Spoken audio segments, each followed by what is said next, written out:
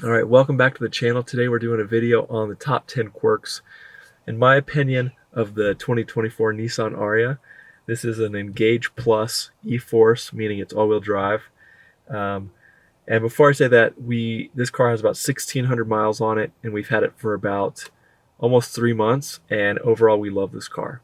But there's some little things that just are a little bit bothersome, and this may help you if you're looking to buy or at least a Model Y or an Ioniq 5. That's primarily what this car competes with. Probably an ID4, a Mach-E, cars like that. And we're going to start with all the things inside the car, and then we'll move to the outside of the car. So let's start it up. All right, the first quirk about this car is when you turn it on, even when your foot is on the brake, sometimes it will start up in accessory mode. You really have to put your foot on the brake to get it into drive mode. Okay, never mind. Now it's on. And when you're driving the car, that's a quirk. How do we hang up? Oh my gosh. Cancel, please. Canceling voice recognition.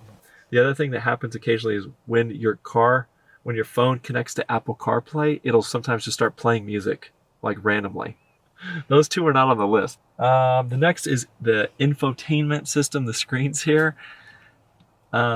It's hard to know, really, there's a screen here and a screen here, and it's hard to know what to do where.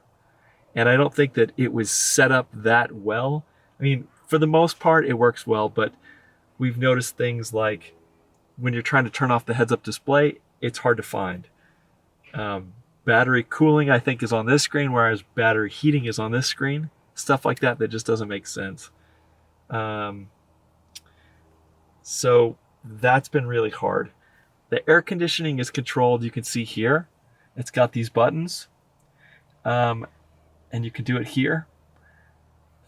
It's fine. You know, these buttons are not, sometimes you hit them and stuff turns on, and sometimes it doesn't, especially when you're driving. Like if I were to hit here, you'd miss it. So you got to be right on it, which means you have to look here. Air conditioning is only here. And sometimes when you touch it, it doesn't turn on.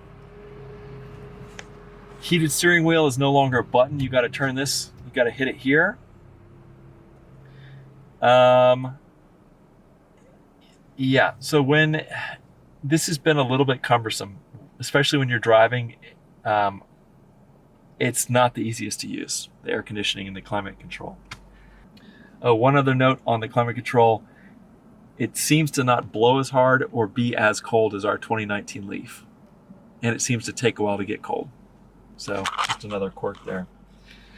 This is a big one for me. I drive, we've had 2 Leafs before this. I drive with one pedal driving often. It's called e-pedal in the Leaf. In the Ariya, it's called e-step.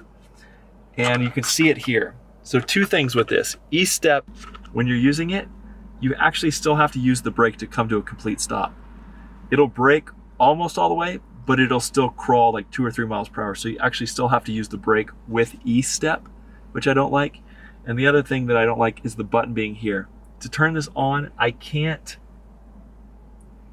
do it with, I have to look at this to turn it on, which means I have to take my eyes off the road. And that's a little bit annoying. Another little quirk is this center console is massive. And it has this power feature where you can go forward and backward. But as big as it is, it doesn't really open up. We have a big light here, but you can see you can put your phone in there. This model does not have the charging, but some models do. I think Evolve Plus and up, and the Platinum. It's got the cup holders, and it's got a space down here for your phone and charging. It's also got that. But all this space under here is not really used, which is kind of strange. This model has the ability to do steering assist and adaptive cruise. Setting these up, for me, actually was not that intuitive while driving the car. It says to hit the set minus button, and when I do that, it didn't work. What it wanted you to do is hit the cancel button down towards set minus. Anyways, it took some figuring out to get that to work.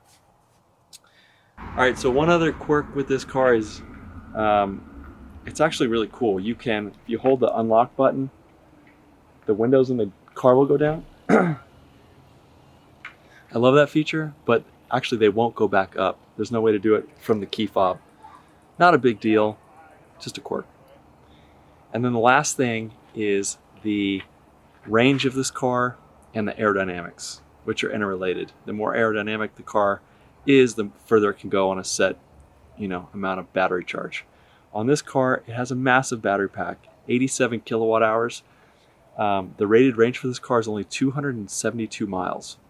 The drag coefficient of this car is 0.3, which is not very comparable or competitive to cars like a Model Y that I think it's 0.23 for the Model Y. So that does affect the range.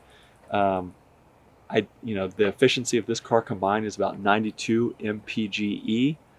The Model Y, I think, leads this class, the crossover class, and it's 122 mpge.